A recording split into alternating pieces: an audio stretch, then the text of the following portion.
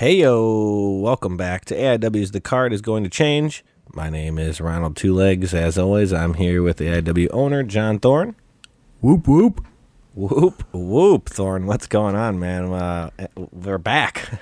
Not doing too good. The Dark Carnival really just sucks the fucking life force out of you, man. You spent a lot more time there than I did. Yeah, that's for sure. But yeah, it's a grueling experience. Very fatigued. Fun, but very tired. I concur with that. So you ended up going back for the last day too, huh? Yeah, I did 3 days.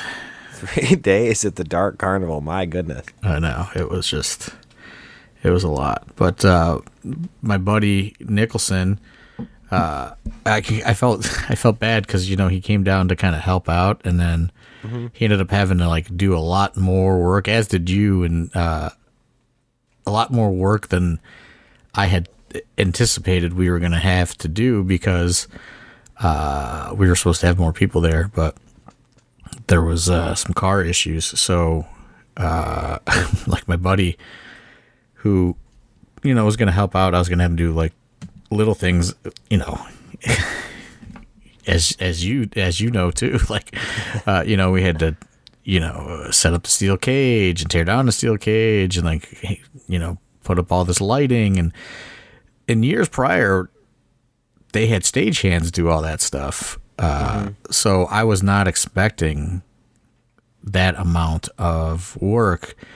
But on the flip side of that, in years prior, we would tear down the ring and load it for them. So that's what I was really, thinking was going to have to be done. But, so anyway, he got kind of been even worse, dude. We would have got our asses kicked if we had to do that after all that at 4:30 or whatever time it was. Right. Well, like I said, typically they had their production people to set up the cage and all that. So, when they're there and, our guys are there, the ring teardown was would go super quick. But, but on the flip side of that, they didn't have us tear the ring down. They just, had us, do other stuff. But so, I felt kind of bad. And I was really anticipating leaving as soon as I woke up Saturday, but he did not get to experience really any of, the gathering.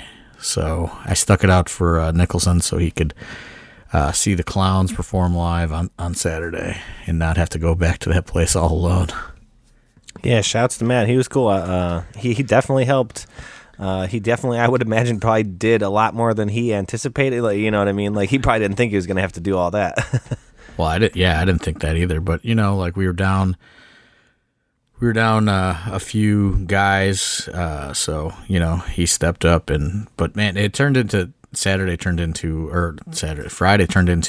a lot of work. We were kind of at it for the majority of the afternoon and evening, really. Yeah, I mean, and that was the funny thing too, is we pretty much started. We went back there and we got everyone back and we started getting things situated. And you're like, well, we got to switch the rope, the lights. So maybe, after Max Sabbath, we'll just start working on that. And I'm like, well, why wait? God only knows how long some of this will take. I'm like, let's just go now. So we got in, we started, 6:30, and I don't think we stopped till, when we walked out of there, 4:30 in the morning. Yeah, it was a lot. But yeah, I guess we'll get into all that. I don't know. You didn't even finish your intro, before we got sidetracked. Right, the Dark Carnival takes it out of you.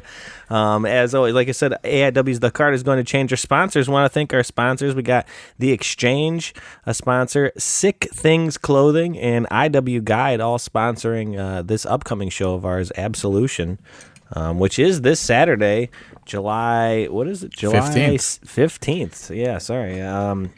Tickets still available. I know you said we got very limited seating left available. Yeah, I think I can't remember off the top of my head, but I think it's 16 third row and 10 fourth row or something like that. Okay.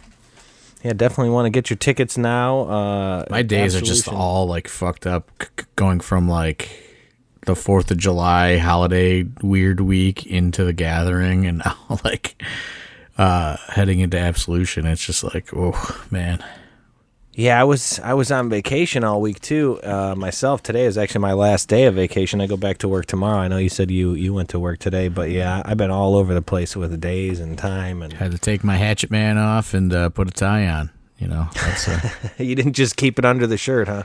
No, I took the Hatchet Man pendant off and put my tie on. You know, it's like putting this life away for the next 6 months to a year, depending on if they hire me for Hollow Wicked again this year.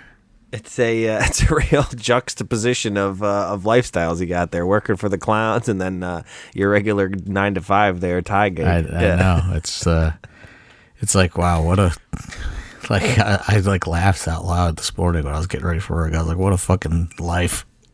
Like, what a weird thing. Yeah, it was quite the weekend. It was pretty sick though. We all got like these Hatchet Man charms though. That was pretty cool. We're in the family now, dude. We're down with the clown. Not like all the actual psychopathic people, but you know, we got Hatchet Men nonetheless. You know, we don't got like the nice fucking diamond ones like you know, Violent J or some of the other higher ups at the record label have, but Ouija Mac probably has a sick Hatchet Man chain, I bet. Oh, you didn't see him? He's bopping around. There's all kinds of people bopping around us back there. Oh yeah, yeah. He was enamored with Tom, I think, right? He was a big fan of Tom. I think Tom Lawler signed a record deal with Chapter 17 Records on Friday That's night. fantastic. They're like all in on Filthy Tom Lawler. Filthy Tom, dude, he's a jug, dude. We took a picture together. We always do. Whenever I see Tom, we always snap a photo. He threw up the wicked clown like hand sign. Oh, he was in heaven. Oh yeah, Filthy Tom. I don't know. I don't know if you could call him a closet juggalo.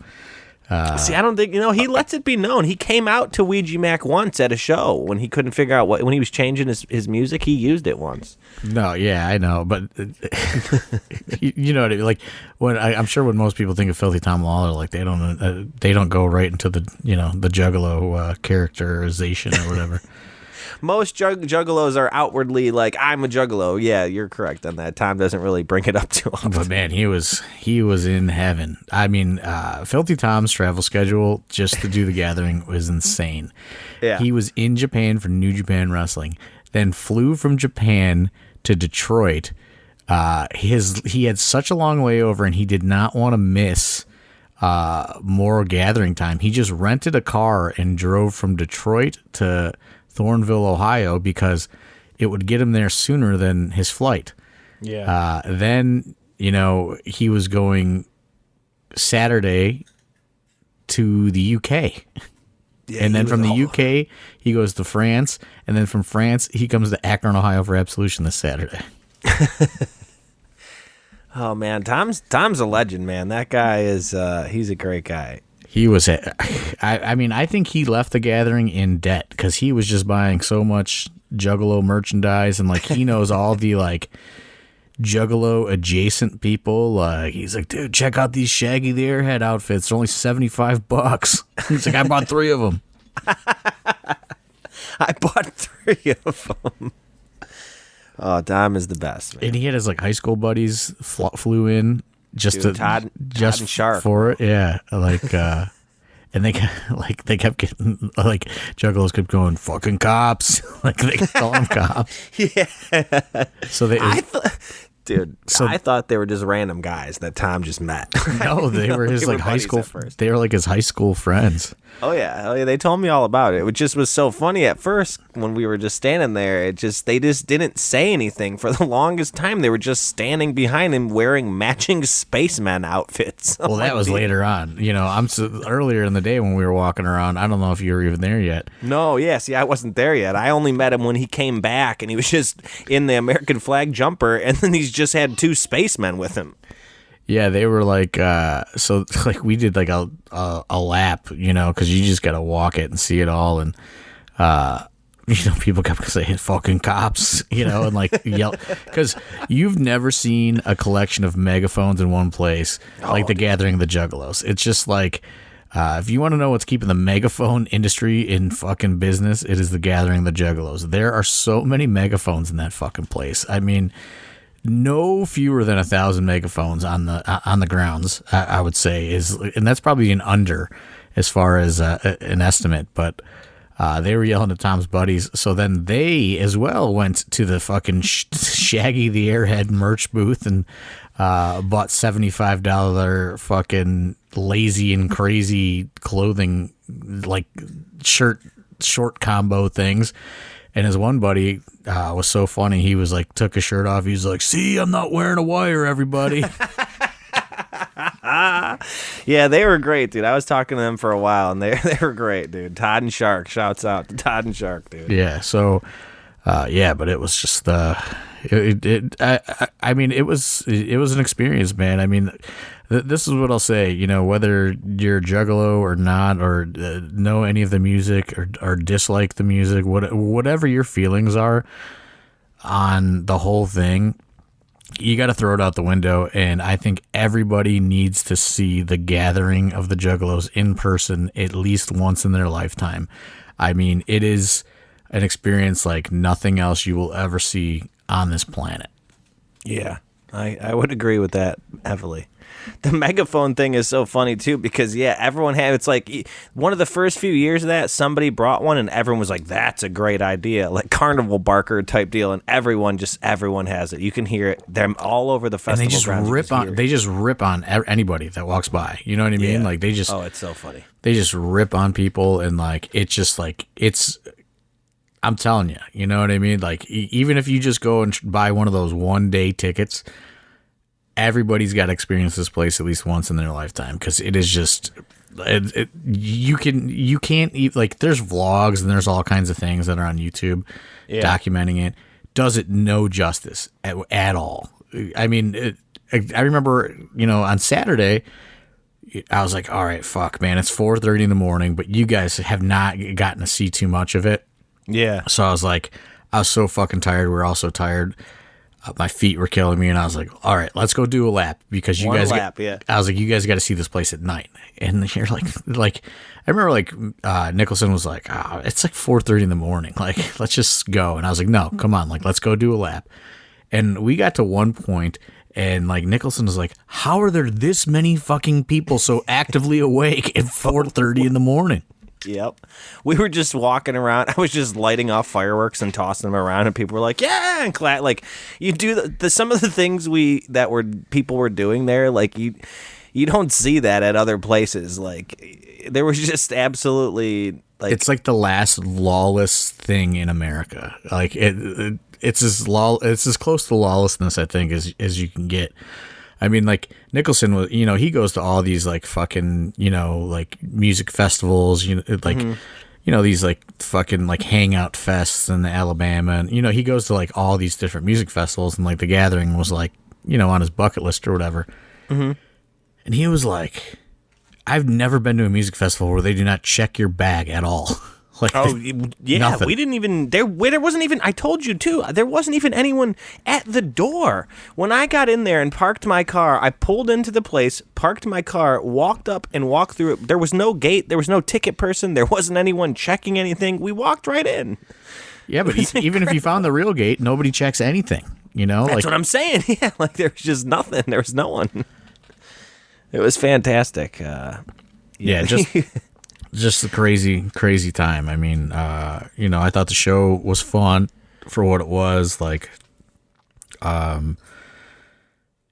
just fucking, it's just wild. Like, it's just the Wild West, you know. The megaphone thing too is funny. If I don't know if any of that footage will be released or whatever, but you have that footage. There was a guy ringside with a megaphone that was just talking shit all night long into the ring. Yeah, because the match before the main event, there's like 20,000 thumbtacks left in the ring, and like we're trying to start it. Like Josh Bishop's trying to like kick these like dirty, bloody thumbtacks to the side, and like he's just like, some guy is on a megaphone just saying, "What are you, a fucking pussy?" They were just throwing shit at the cage all night. I filmed the show with your phone, and I was just doused with shit all night long, dude.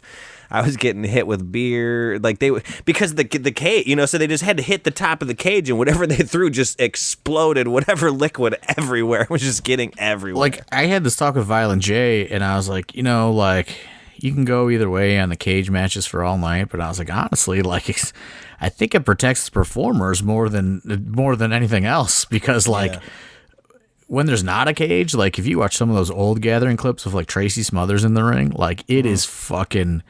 It's dangerous. You know what I mean? Like, they just fucking throw everything they can get their hands on at the ring. Yeah. I was like, I was a glass half full situation, because I don't know if he wanted everything in the cage, but it's just kind of how, like, logistically with like the stage manager and everything, they made that decision. Yeah. And I was like, well, like in a glass half full situation, like, the wrestlers are being somewhat protected from everything that's getting whipped at them. Yeah.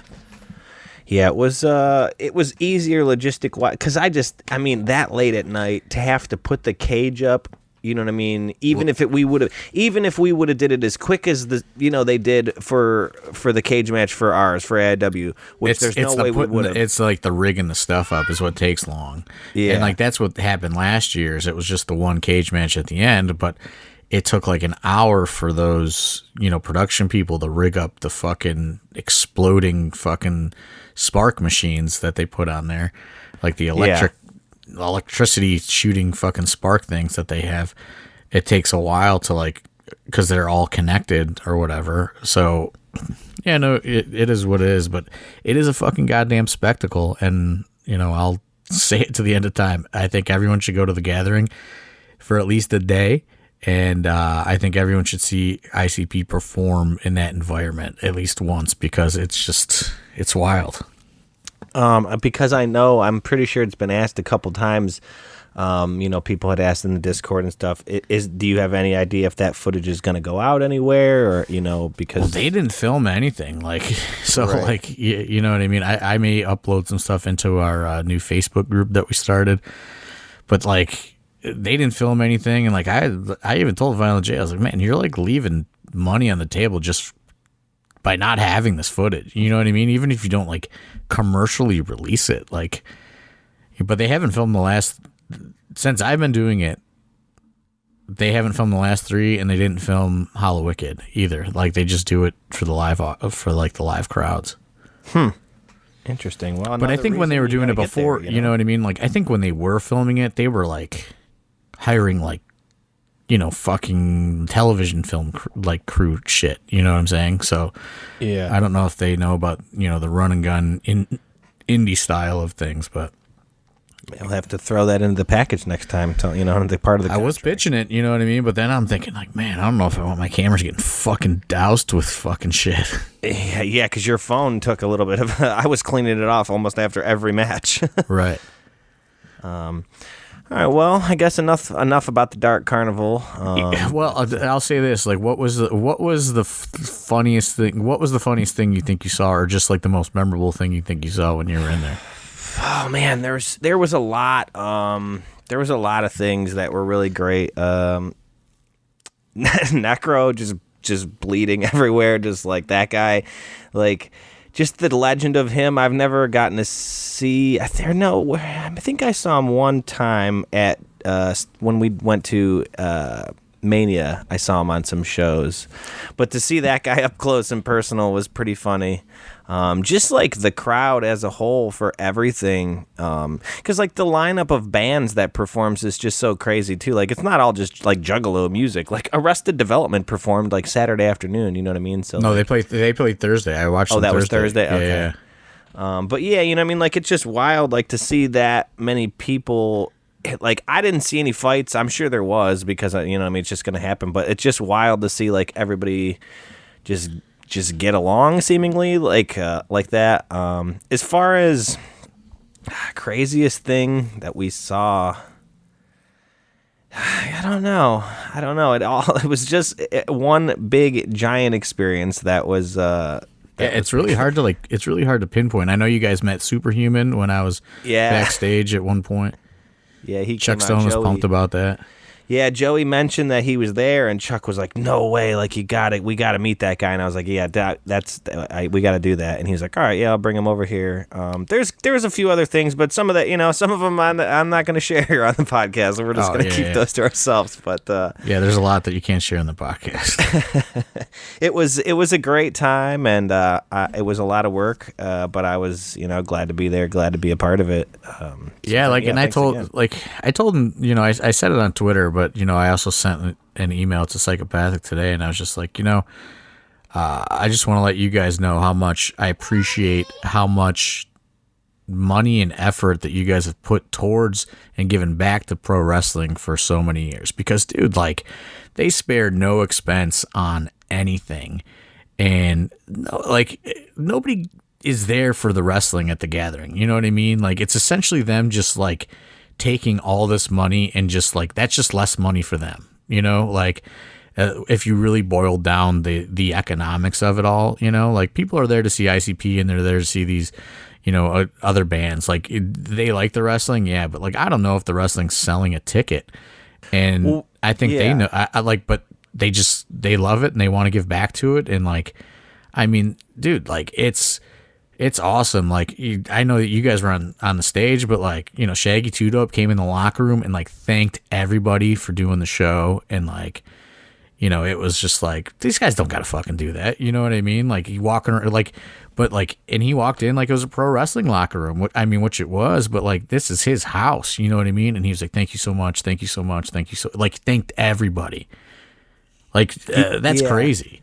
Like, I guess a way to say it too is like, they have all these other different like entertainment things that you can do. There's like a hayride in the middle of the night. There's all these other like things that they have go on there.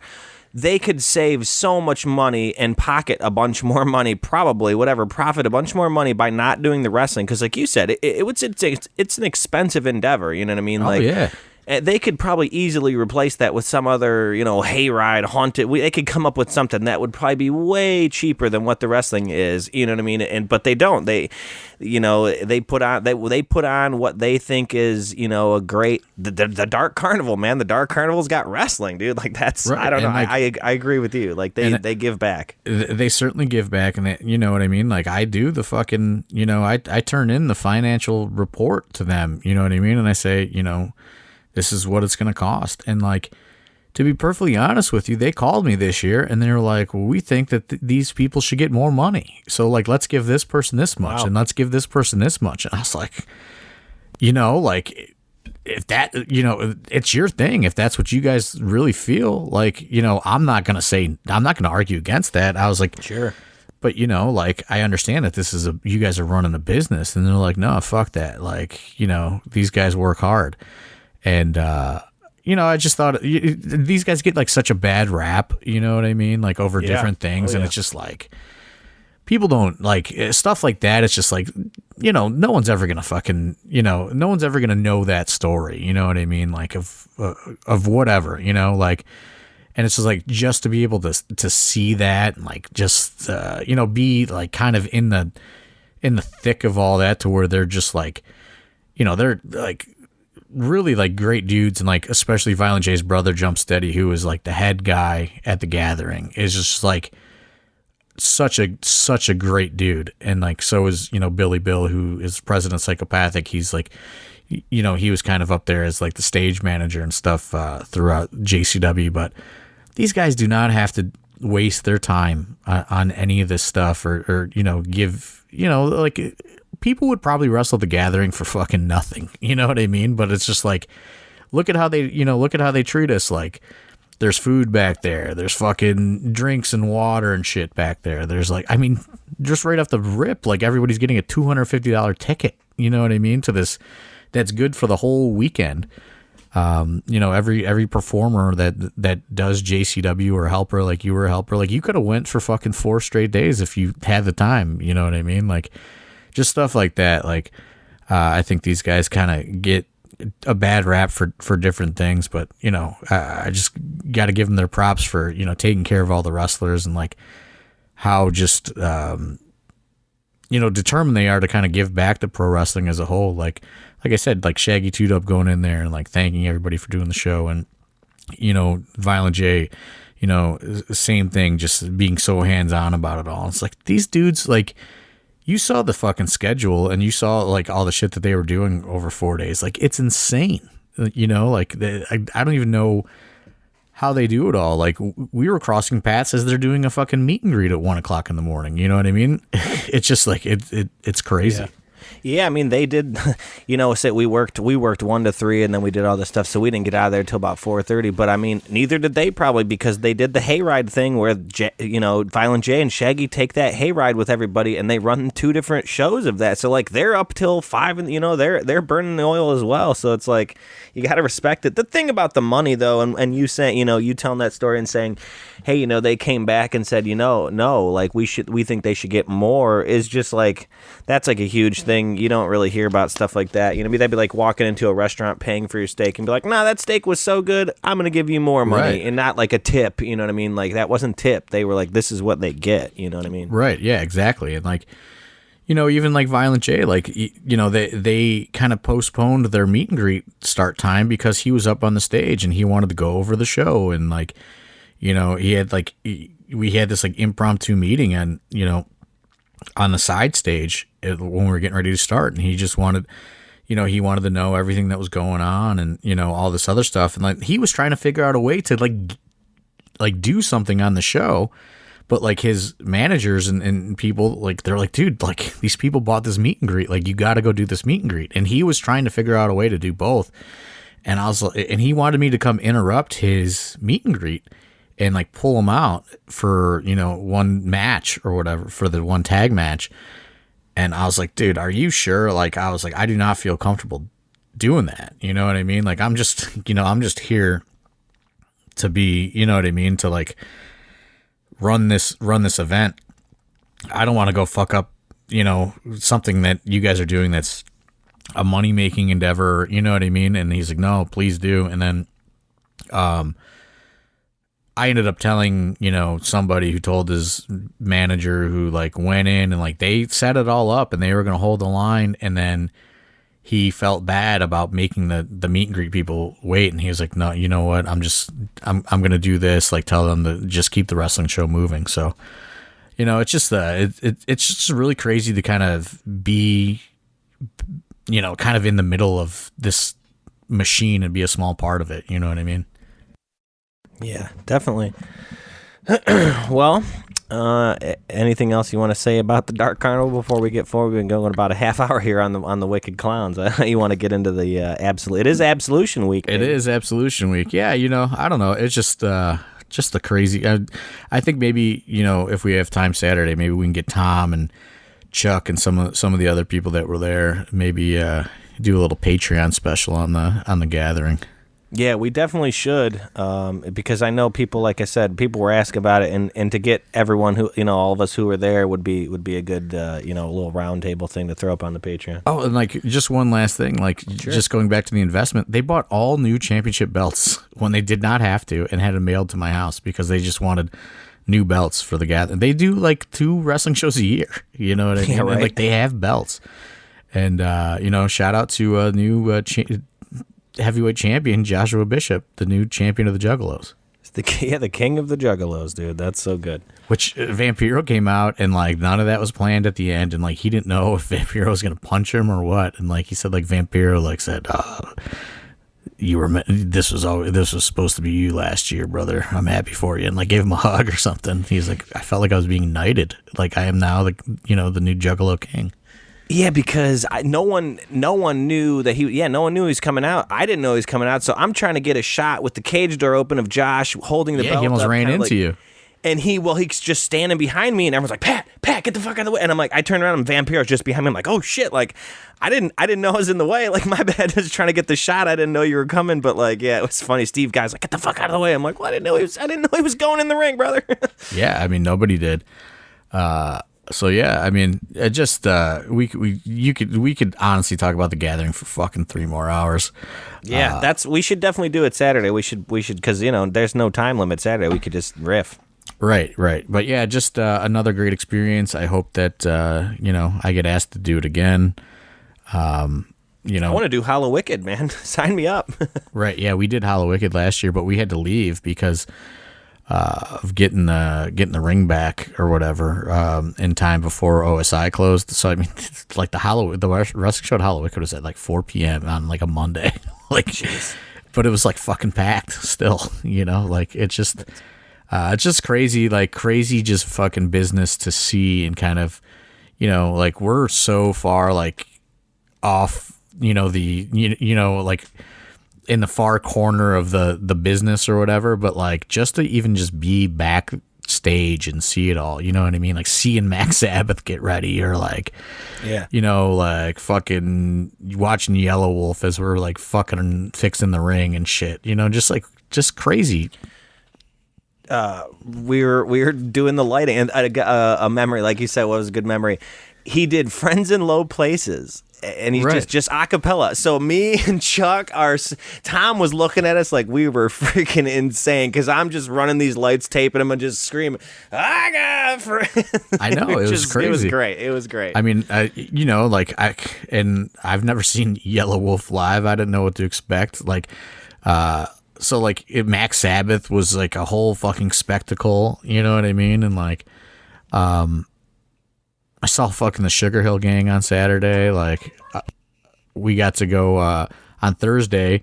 We got on stage with ICP. So like, I posted some videos on Twitter. Like Tom Lawler was and Chuck Stone were in heaven. Where like Chuck Stone knew nothing about ICP until he got booked for the Gathering 2 years ago, and now he is just like in full-fledged like Juggalo mode. He's like, dude, this place is the fucking best. He's like, I love it. I hope that you have this job for the rest of my life and I can come to the Gathering every year.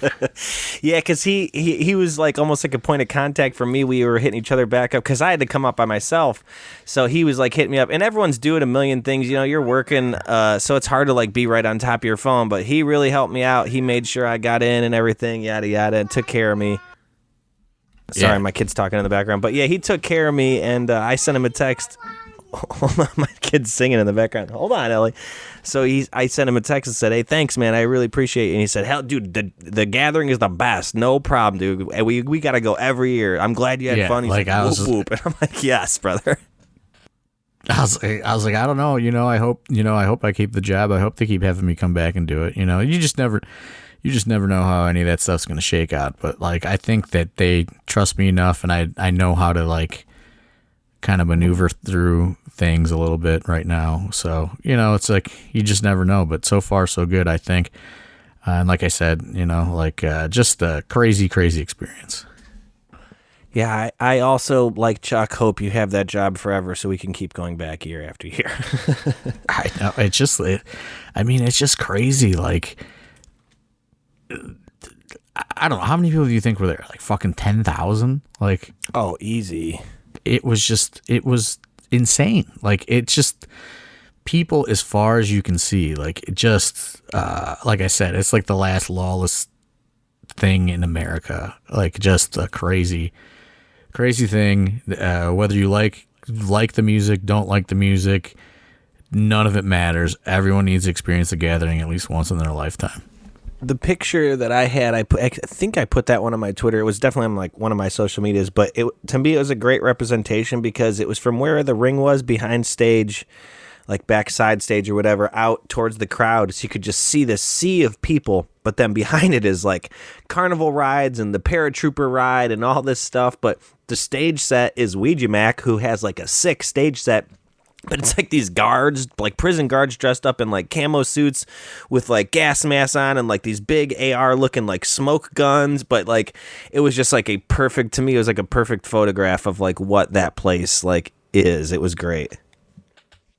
Oh yeah. It's great. But like I said, we could talk about it for hours. So I guess we better move on.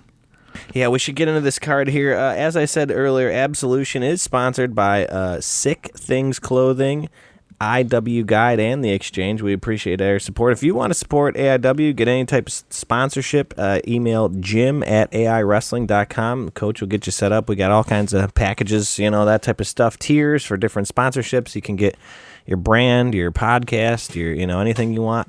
Get your name out there, and and get in the sponsorship realm. But you want to go over the card here first?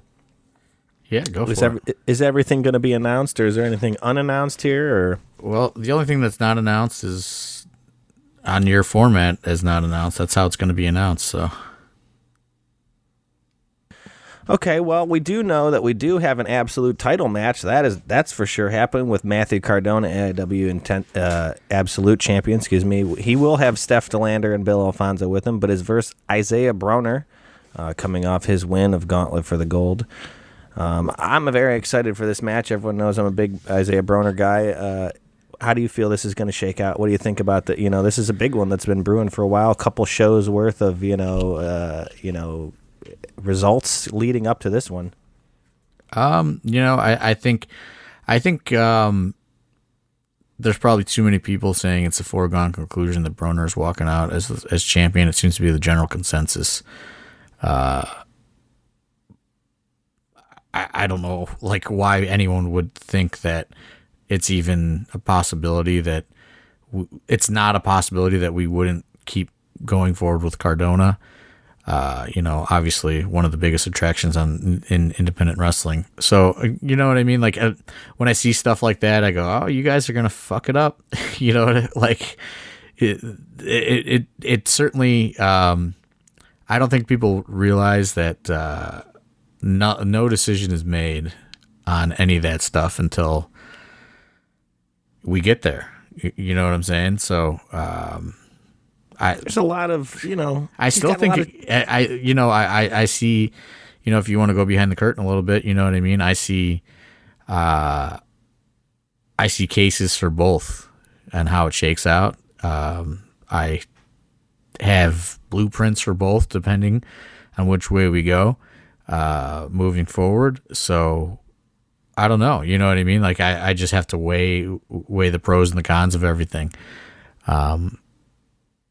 And that's kind of where I'm at on it.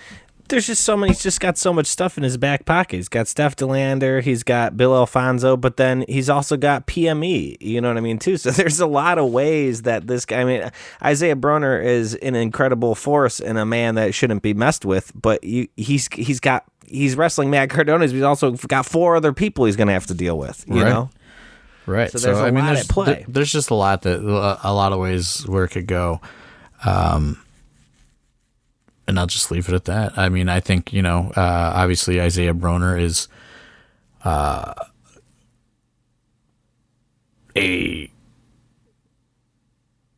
trying to think how to word it. Like, he's just a commodity waiting to happen. But I do think that, I do think the injury really set back some things, you know what I mean? And I don't know if he is back to where he was at. It's almost like, when COVID hit AIW coming out of, 2019, like, it took a long time for us to kind of get back to where we were at. And I kind of feel like that injury, while, he wasn't out as long as they thought he was going to be out, I do think it has certainly kind of stalled his momentum a bit, if that makes sense. Okay.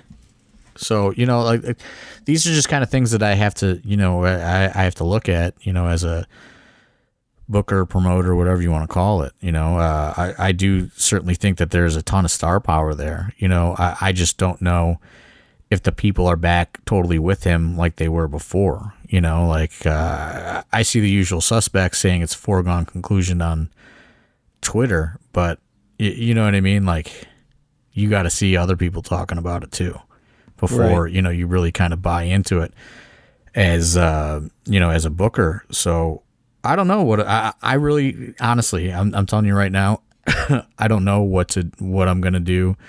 I don't know where this thing is going to go.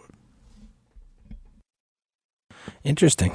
Okay. Well, come out this Saturday and see what happens. If you don't have your ticket yet, definitely that is a one match. I mean, there's many on this card here. There's 8 matches. That's definitely one worth checking out live. That's for sure. Moving forward, also a title match for the Intense title. Derek Dillinger versus Wes Barkley. Champion Derek Dillinger coming out, issuing, the challenge to Wes. They've had, going back and forth. Or, excuse me, Wes challenged Derek, I believe, correct? Yeah. After one of the shows. I think, this is another one. Like, it's a coin flip, and I think that's what makes Absolution great is, especially this year, I think things are just so well matched up. You know what I mean?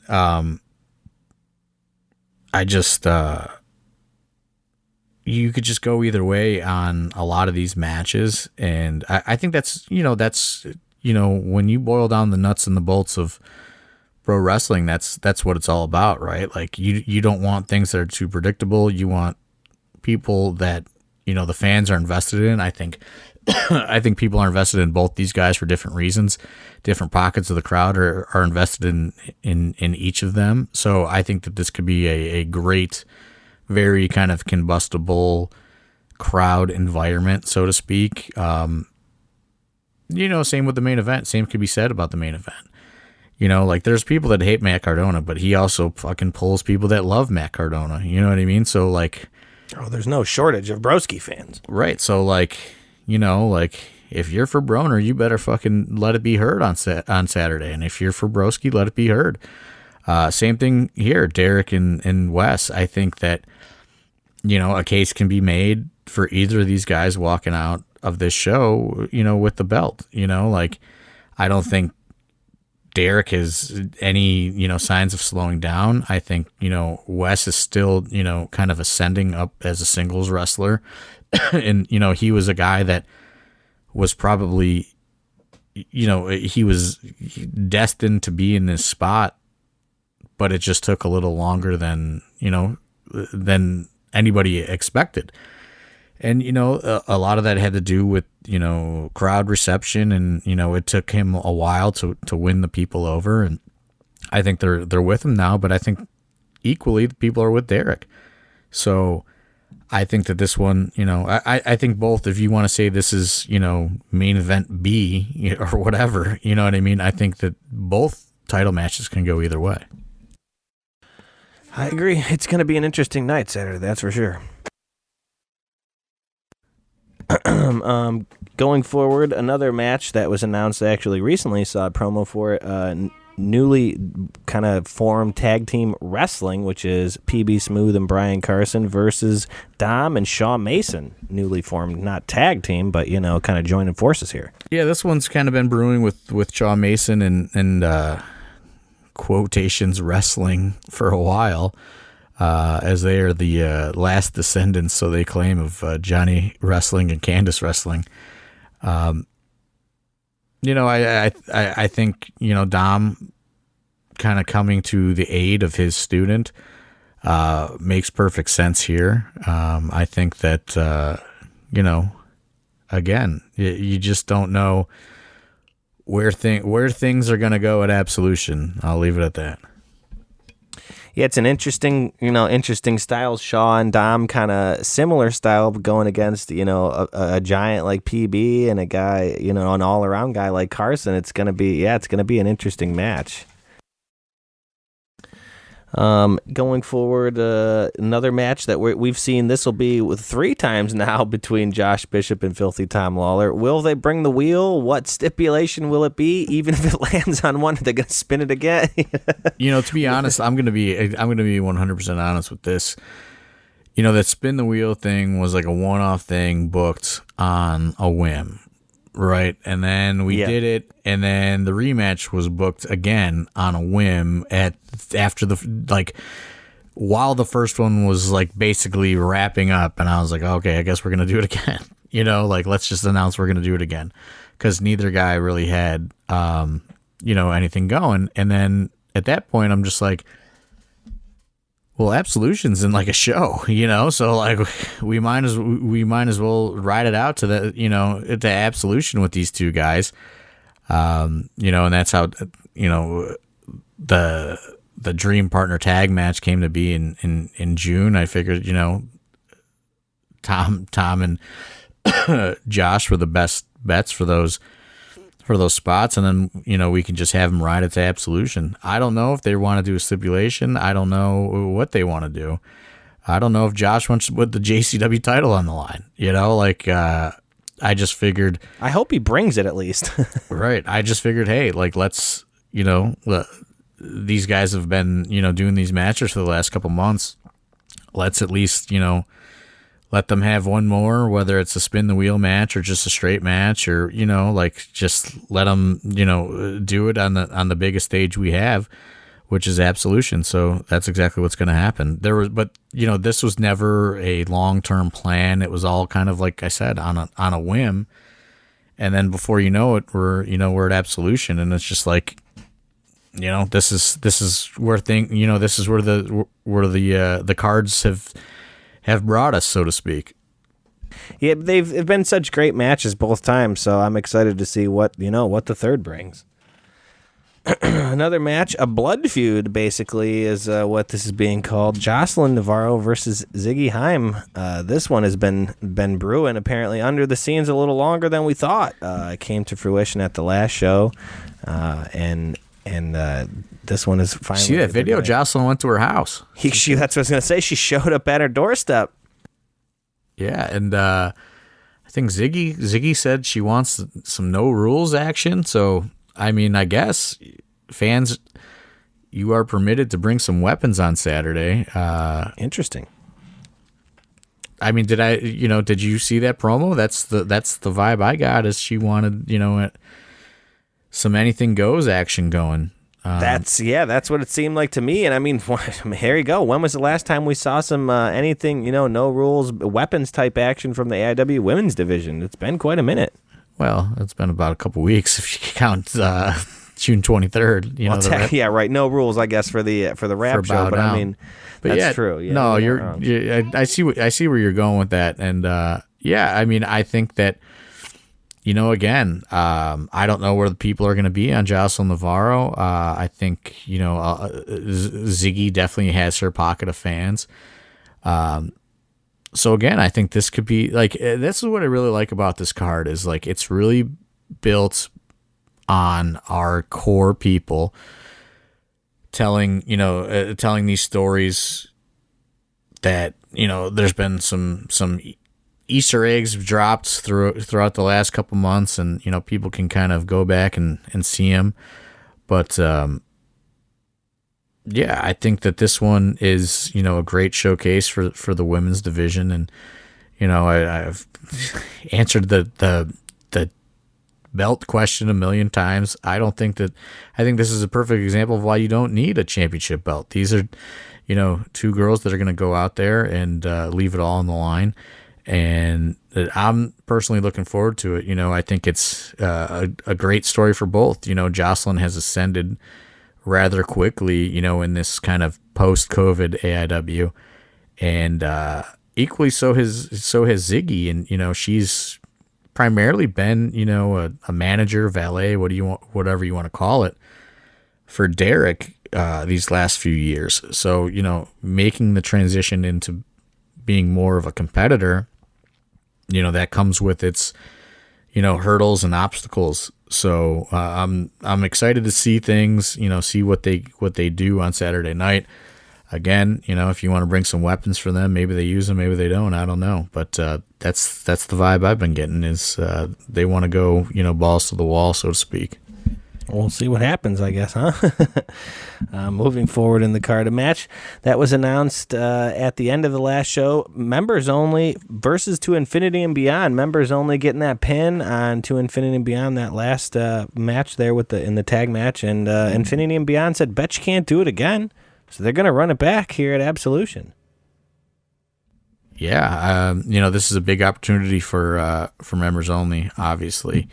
I'll even without the belts, To Infinity and Beyond, I think, are the gold standard of tag team wrestling and all of independent wrestling right now. I think, they are the most underutilized, underappreciated tag team free agents on the scene today. So this is a huge task for members only. It's one thing to beat them in a four-way and kind of sneak them. It's another thing, when it's traditional tag team wrestling match. So, I think they certainly have their work cut out for them. I don't think that I don't want to say To Infinity and Beyond is taking them lightly. I think quite the opposite. I think they're coming in to prove a point and, unleash a little bit of vengeance on members only for embarrassing them in their, big return to AIW after, Colin had to take so many months off to, kind of get ready for his wedding. So I think that there's, a lot at play here, high stakes, so to speak. While not a title match, again, the stakes can be high in other ways in the world of pro wrestling, and I think this is a perfect example of it. Yeah, I mean, excuse me, it's no secret, like you said, about To Infinity and Beyond. You think they're kind of one of the, if not the best tag team on the independents. So to have them come in and against another team in AIW members only, who's been very hot for a while now, stronger and stronger, kind of really growing in AIW. To me, this could be a show stealer. This could be the sleeper match, of the evening, because you got a team like To Infinity and Beyond who are just, they're always going to come out and give you a great match, and members only have just time and time again keep building and putting on stronger and better matches. And I think this could be a night where, the stakes are high. It's Absolution. You could see these two teams come out and put on a show stealer.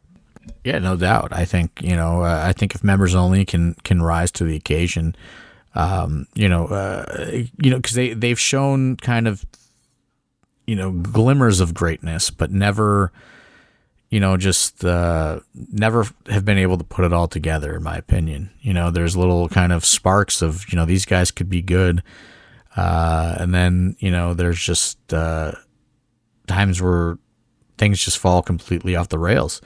So I think that, there's a lot that can come out of this, no matter which team wins. Definitely. Another match here we got. This is going to be an interesting one.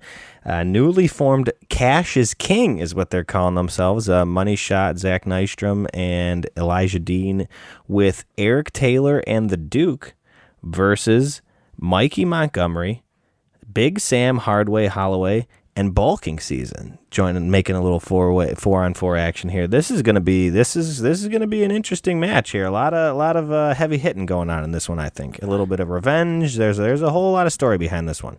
Yeah, no doubt. I mean, I really don't know what's gonna happen here. It's kind of it's a very interesting team that has come to aid Mikey Montgomery, and we didn't really get into it too much. This big kind of plan from Eric Taylor, apparently the injury of the leg was fake, and this is all kind of has been brewing for the last few months. So it's really hard to bet against, no pun intended, when the cash is on the table. It's really hard to bet against people that put this sort of plan into place and execute it. You know what I'm saying? Like, it's just it's really hard to bet against those four guys. If they were able to kind of manipulate everybody from me to just the fans that you go across the board. I think it's really hard to bet against them. I think, obviously Mikey has assembled a good team, Bulking Season, former AIW Tag Team Champion, Sam Holloway, just took Matt Cardona to the limit. Obviously, what we would consider a blue chip prospect coming out of the AIW Academy, just has gotten himself in tremendous shape. But, I just think it's really hard to kind of bet against guys that are so methodical in, this new Cash is King group. Yeah, the Duke is going to do what he's got to do to make sure things are even here, taken, or even a little bit better on their side. But yeah, it's four guys on one side who will pretty much do anything they can to take that victory, and that's a scary four to be looking across from. Right. Yeah, no doubt. The last match we have on here is unannounced. It is a mystery scramble. Do you have any info on that you want to give?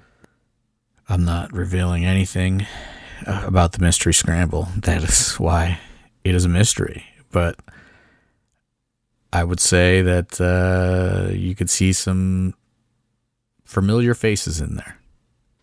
Mystery Scramble. Well, there you go. You definitely want to come out for that Saturday, right? I mean, there's always some sort of mystery thing going on at Absolution, and I think that, I was like, yeah, we could announce this and, announce these people and maybe sell some tickets, but nah, fuck it. Let's just keep it a mystery. John Thorne is definitely not one to be, you do things sometimes just to make people like, oh, I should have went to that. You never know who's going to come through that curtain on something like that. You're good for those. Yeah, no doubt. And, we failed to mention meet and greet with Eric Bischoff. Yeah, we haven't even got to that yet. The main attraction to this Absolution, you got the wrestling legend Eric Bischoff meet and greet. Do you have any info as far as pricing goes? I'm sure that's always kind of a question in the fans' mind, meet and greet wise, price, all that stuff, combo deals and whatnot. I think now, you guys are going to quote me, but I think it is 30 autograph, 30 photo op, $50 combo for Eric Bischoff. Okay, not official yet, but that's what it's looking like in the realm of what it could be. I'm pretty sure. I'm pretty sure. If it's different, it's like probably a $5 swing in either direction. You know what I mean? But I'm pretty sure it's landing right there at that 30, 50, which is, obviously up from some of our meet and greets, but it's fucking Eric Bischoff. Like, what do you guys expect? Right. Like, this is one of the bigger guests that you can secure. And,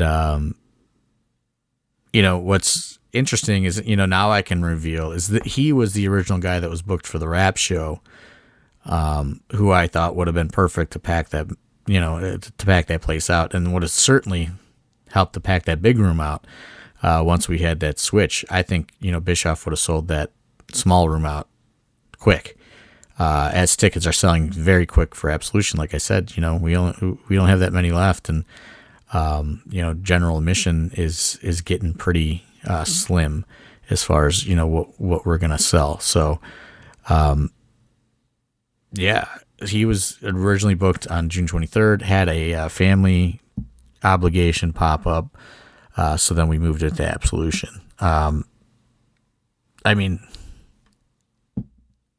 You got to come out to meet Eric Bischoff, right? Like, this is a super rare situation, and I'm looking forward to it. Honestly, I think that this is a great card, top to bottom. It's really hard for me to kind of sell all this stuff, because there have been so much story driven in a lot of it, and it's kind of hard to do this podcast and like maintain the kayfabe of it all, right? Like it's very weird. We're trying. It's a very weird kind of situation, but I'm really happy with this card. I'm really proud of this card, and I'm really happy of where things could go with this card. There's a lot of different directions for a lot of different people. Usually at Absolution, it's like the end of the chapter and then new things start.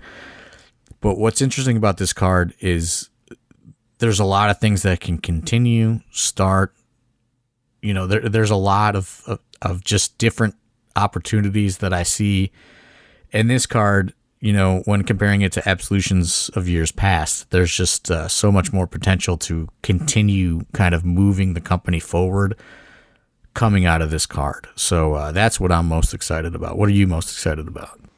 Yeah, like it's in the similar vein. This is very much a card, that is AIW built and driven. These are all names and faces, aside from that mystery scramble. God only knows who could be in that, but these other 7 matches are all, mainstays of AIW, and having that talent be on this card for, Absolution, which is our biggest show of the year, makes me feel good. Like we are really building something here and driving forward with, we're not just putting on these indie super matches that no one cares about. Much like you said with, a lot of this is all storyline driven. A lot of this is stuff that's been going back, the Cash is King thing. How long, that's going back quite a minute. Eric's been saying he's had feelings about this type of stuff for a long time. So, a lot of this is going back quite a bit.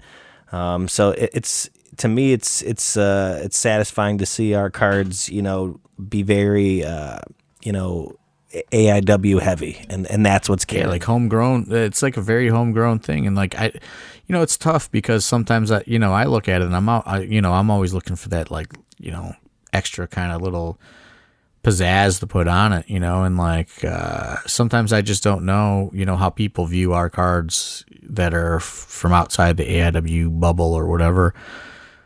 But at the end of the day, if they're outside the bubble, they weren't they weren't on board to begin with, right? So it's just like right. you gotta play to the people that are in the bubble and the people that are coming to shows and supporting and paying, and that's really been kind of the mantra of AIW, and what we've been doing for the last couple of years is building things internally and from within. And I know that there's people that have their opinions on people coming out of the school or whatever else, but like, dude, like the proof is there. You know what I mean? These people are hanging with some of the best. A lot of the people from the academy are starting to get booked, all around. And that's really what it's all about. Like you can't just bring in and export a talent and expect them to draw at this, on this level. It's one thing when you have an Eric Bischoff, it's another thing when you have, an indie guy who, has not had television time, but still demands a large fee and a flight and hotel and all that, like there's a lot of different kind of economics that go into just booking in general.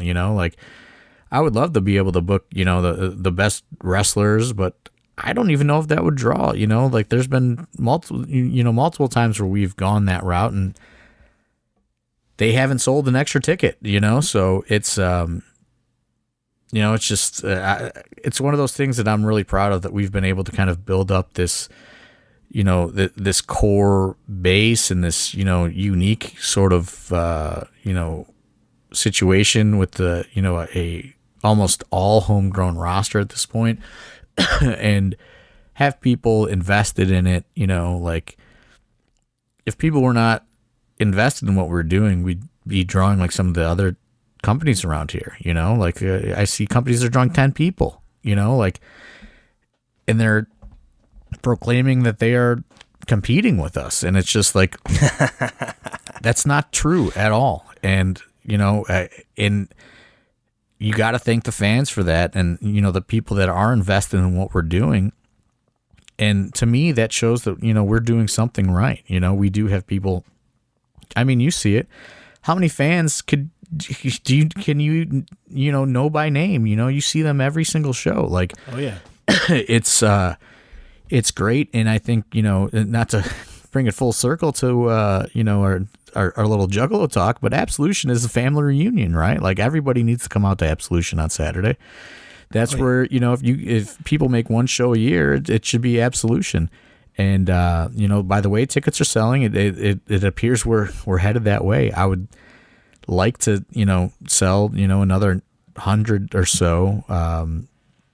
And I think, it's already going to be packed, but I want to fill that fucking shrine like we always fill that fucking shrine. And, it's Absolution, and Absolution should, always, it is our marquee event. And like I said, it is a family reunion. And I think, if you listen to this podcast or, you follow AIW, but, come to show here, there, whatever, like you need to be there this Saturday.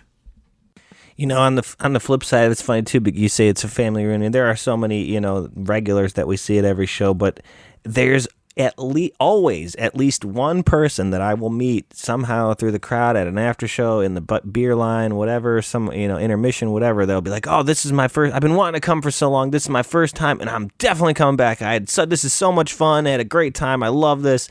I always meet at least one person that says that was their first show and they're coming back. You know what I mean? So a lot of familiar faces, but I think we keep growing, and it's very exciting to see where we're going forward in the future. I think AIW has a bright future and a strong hold on the Northeastern Ohio wrestling scene.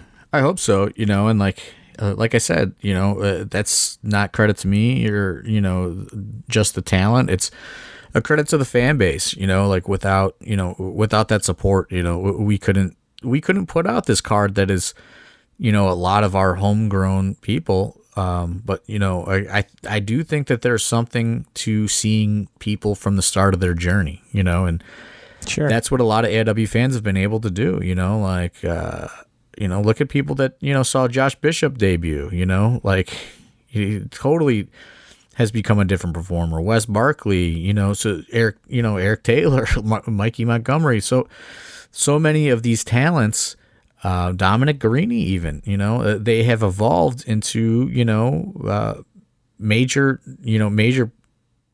I guess, cornerstones of the company, and, are starting to branch out and, become cornerstones elsewhere and get these consistent bookings all over the country. Like Josh Bishop has something like 12 matches in 10 straight days or something. He's wrestling tomorrow. Like it's a Tuesday.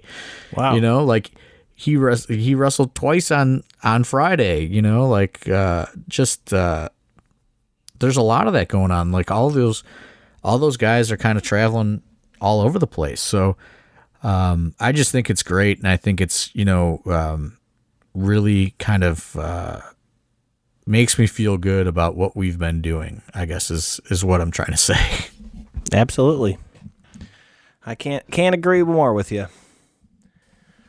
Well, any other thoughts before we get out of here? I know, like you said, real quick, I hate to keep bringing it up. I know you want to keep it mystery, but I love a good mystery, and I'm excited for that mystery scramble. That's another thing on the card Saturday that I'm very, I love wrestling, love a good secret or surprise, whatever it may be, and mystery scramble. You got AIW scrambles are legendary, so I'm excited for that one. Yeah, no doubt. I mean, I'm just, I'm just really excited for it. I hope everyone comes out. I know that some fans are trying to get like a little tailgate thing going on Saturday. I think Pam and Stacy are trying to coordinate something like that. So, sorry for the cough right into the microphone. Justin Summers is going to reprimand me in a review of this podcast, I'm sure. But I look for information, from the fans that are trying to get together, get this tailgate together, and that's what I think is great, is this just community that we have built, of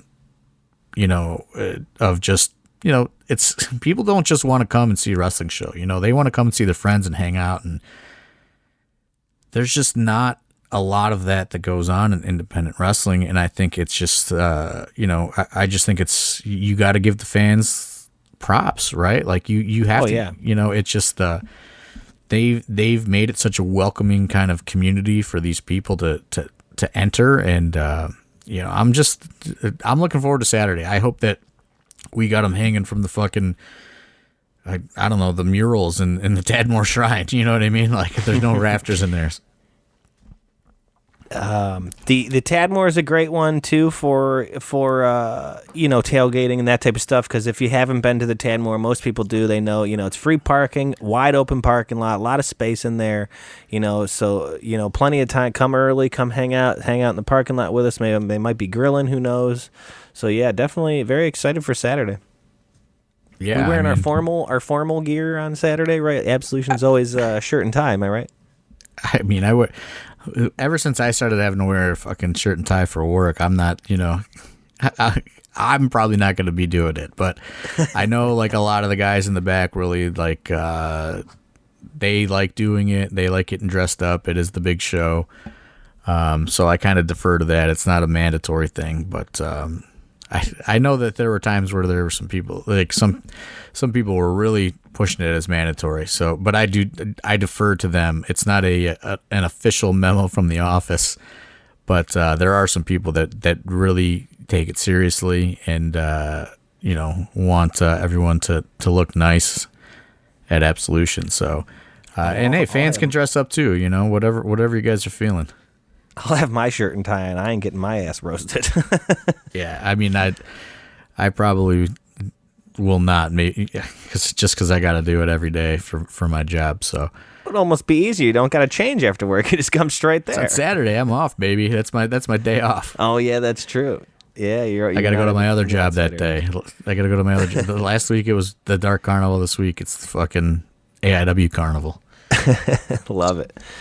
We didn't I don't think we took questions this week, but I knew that we had a lot to talk about. Yeah. get on our Patreon. You can get into our new Facebook group. Always submit ideas, questions for me, things for me to address on this podcast.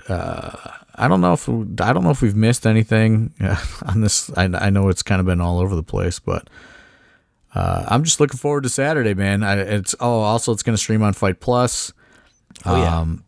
Anything you can do to get those Fight Plus viewership hours, or I don't really know how they track it, but just the more you watch AIW, the better that we could potentially be compensated every month. So put that shit on fucking loop on your iPads or however you watch on Fight, and help us make a little bit of money.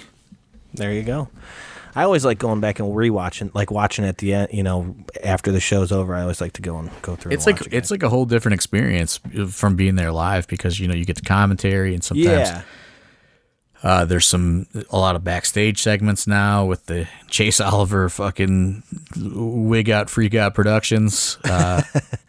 He does a great job, but I mean, brother needs he needs to practice some meditation or something sometimes. Got to get on the Buddhism or something. But yeah. See, we never get to hear commentary, and that's a big one for me. I love Dustin Alberti and Wadsworth and those guys. So it's big for me. I love hearing the commentary and that type of stuff. And then the packages, all that stuff. I get to see it on the screen per se, but a lot of time, I don't get to hear it with the headphones. I got my audio headphones on and all there's going on back there. So I always like to go back and rewatch. But yeah, get those Fight Plus numbers up, and if you don't have a ticket for Saturday, get your ticket for Saturday, and we'll see everybody out there. Absolution, baby. Yeah, there's like I said, very limited premium seating left.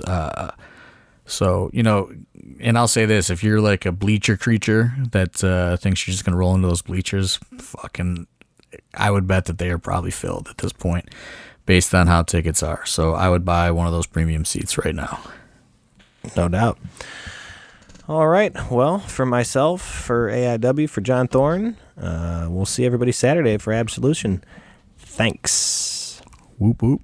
Whoop, whoop.